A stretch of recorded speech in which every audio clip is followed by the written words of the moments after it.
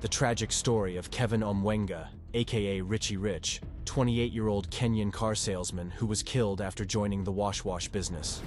On 21st August 2020, Kevin Omwenga woke up like a king at his 7th-floor apartment in Savannah Suites, Kilimani. Unlike most Kenyans who were struggling with finances due to COVID-19 at the time, Kelvin had woken to invite his friends for a party, not knowing that one of his guests, Robert Bodo, was at the same time picking a gun from their boss's office, a Cheska pistol that would be used to end his life later in the day. But how did it get here? Well, here's the gist. Kevin was born on 28 Feb 1991 at Soko Village in Kisii County. He was the last-born son to Omwenga Sr., who sadly passed on 2 years later, leaving the family of 3 boys under the care of his mom, who struggled to bring him up together with his brothers Wycliffe and Vincent Omwenga. Luckily, because Kila Mtoto Hukuja na Sahani Yake, God saw her through and touched their uncle, Dad's brother, who took it upon himself to raise these boys, granting a young Kevin most of his basic needs, despite coming from a widowed family. Kevin joined the local primary school and later enrolled at Kisumu Boys, where he performed impressively. But due to financial problems, he could not further his education, leaving him with no option but to hustle. The only problem was that he was stuck in Kisii County, which, apart from farming bananas, offered fewer opportunities to him. So he decided to convince his guardian uncle to accommodate him in Nairobi as he tried to find his footing in the city. Gladly, Uncle agreed, and whoosh, Kelvin came to the City of Stones with only one thing in mind: determination. Determination to be successful and change his family's fortunes. He arrived in the capital in April 2013, like the kienyeji he was, and lived with his uncle's family as he tried to figure-ish out. Being new in the city, he didn't know what to do, but 2 things he knew he wouldn't do no matter what were. 1. Be a casual laborer like his brother Vincent Omwenga at different go-downs in industrial area. 2. Be a long-distance travel bus tout like his other brother Wycliffe Omwenga, who served in the Transline bus company. To him, these 2 jobs were not what he pictured himself doing in the future. Especially since he was an avid car enthusiast who, as a kid, stood at the highway admiring the different makes of cars. He always pictured himself driving a car like Rick Ross, and those 2 jobs didn't offer that option and satisfaction. So he decided to follow his passion for cars and turn it into a profitable obsession by being a car salesman. Armed with nothing but a silver tongue, Kevin approached a car yard owner and convinced him of how good of a salesman he was. And boom, the man was hired at the then-growing Insignia Motors on Ngong Road. Without any connections or customers, he knew his biggest asset was social media, which was now growing in 2013, so he leveraged big on it, creating a Facebook page for the company and also posting himself selling his first car in July 2013, like a proud intern. The car on sale was a Mini Cooper, and he had dressed the part to look like a businessman. Believing in the long game, he gave his all as time went by. Every morning he'd wake up, show up at the yard, and take pics. From motorcycles to cars, anything his phone could capture, he posted, hoping this cast net would capture a fish. And because for every action, there's always a reaction, his incessant posts caught the eye of a buyer who granted Kevin his first sale, earning him a commission. Money that helped rent his own house away from his uncle's eye and changed his wardrobe from the country boy who came from Kisii to a young hippie man dressed in brands that Migos were wearing in 2014. Moreover, he also realized tea and soda were not the only drinks available, as taught by his SDA mom. So any small money he got, he made sure to burn his liver because literally pesa zilikuwa mingi, hazikuwa zinatoshea kwa wallet, as he showed everyone who could see to see. In his own words, he was now young and rich, so remaking the cash was not a problem. So as fast as it came, he spent it, but like a wise man never forgot to respect his job, which earned his new lifestyle. He doubled his effort in salesmanship and started marketing luxury cars. So as Kevin continued to surf online for possible customers, he came across a Belgium-Ugandan babe, Rukia Jamal, who he fell in love with despite the distance. She looked moneyed, which was his type, so without hesitance, he slung his shot at the damsel, claiming to own the car yard, which she found inspirational at his young age, and fell in love with him, making trips to Kenya severally just to see him. He picked her up in his boss's cars, impressing her even more, with Rukia Juma unaware that all this was an act, and Kevin was only interested in her finances, which came in handy anytime he needed a soft loan when business was low. Because, you can't sell cars every day unless you're Cairo. After dating for a while, he started asking for soft loans from her just because he knew she cared, and gladly, she did send him money when he needed help. Because what are lovers for? Sometime later, she tried to convince him to move in with her to Germany, but like the real African dandada he was, Kevin declined the European invite because, like Sautasol and most of us, he wanted to live and die in Africa. I really tried to convince him for almost a month to move here in Europe and live with me, but he refused. He said he wasn't ready to move to Europe, wasn't ready to leave his family or leave his friends or his business.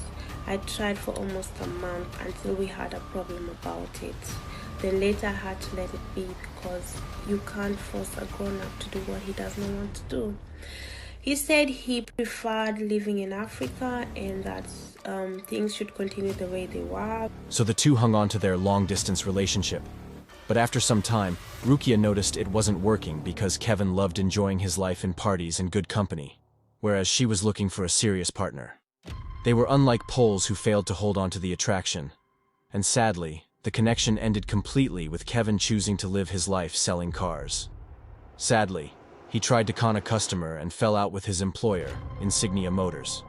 But being a top salesman and silver-tongued, he was able to slither his way into Lestra Motors in Lavington, where he continued with his trade, influencing top car brands. A fetish that would usher him into a circle he probably shouldn't have messed with, despite them being 90% of his customers for these high-end vehicles. As he drove himself in these cars and went to exquisite places, he met the gang gold scammers, and after what was said to be a convincing offer, Kevin quit his job as a salesman at the yard in Lavington. The next time he was seen in public, he was dressed in sleek suits, looking like $1 million, a sharp contrast from the guy who was borrowing mullah. Moreover, he moved from his one-bedroom house into the luxurious Galana Suites apartments, whose rent is cash $150K per month. An unbelievable meteoric rise which he claimed to be God's work. However, word on the street was that he was now a gold scammer working for his new boss, Chris O'Bour.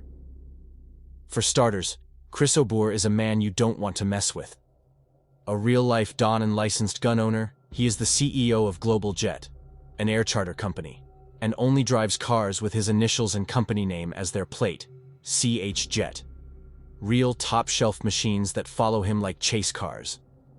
Despite having many court cases against him about gun drama and gold scams, he is untouchable, and clearly a man you would not want to mess with, according to a user who once was in business with him. Nonetheless, Kevin went all in to serve his new boss, and the rewards were as handsome as ever. The first car he was given was a Range Rover, a car most people dream of driving, which he gave to his brother Wycliffe to pull up with during an event in Kisii, because the man always wanted to be a politician. However, Kevin later crashed weeks later after imbibing too much, and, without hesitance of any sort, walked into a showroom in Mombasa and bought a Porsche Panamera, where ruthless focus worked. Mwache itwe Mungu. Haya boss, mimi nimekubali. Mimi nimekubali. Lakini Mungu, mwache itwe Mungu aise. His new nickname was Richie Rich. This again was freaking unbelievable, but his new set of friends congratulated him online with videos. They attributed this to the hustle as he blasted "Mo money, mo problems" on the car radio.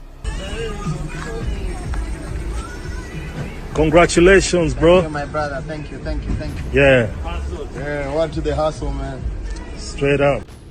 Because clearly, money was now not an issue. How to spend was the real problem.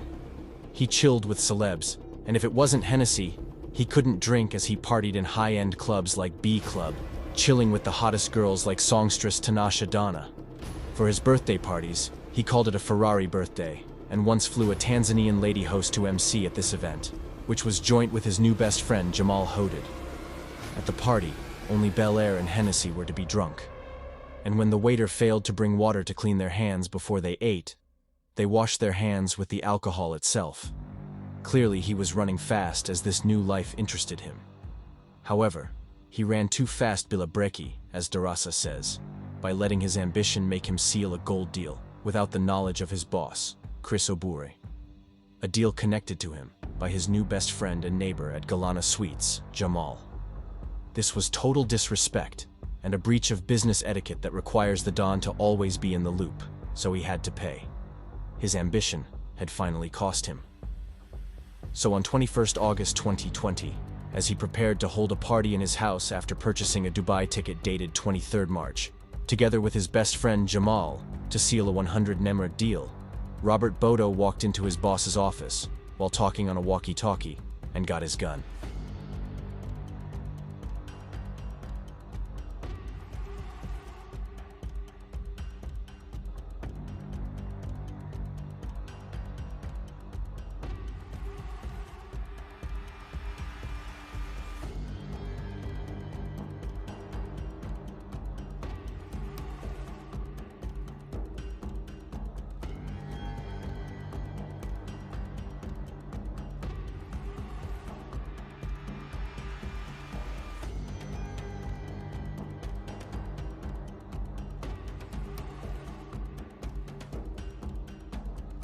Later in the evening, he went to Kevin's apartment with Jamal and an Arab man, as CCTV showed. Kevin later left but was closely followed by Obodo, even as he came back ready to smash his beautiful babe. Moments later, a gunshot rent the air, and Kevin lay down fighting for his life. Robert claimed he had committed suicide, but his brother Wycliffe, who was present, denied the allegations. They tried saving his life, but on his arrival at the hospital, without Bodo, who had gone to return the gun,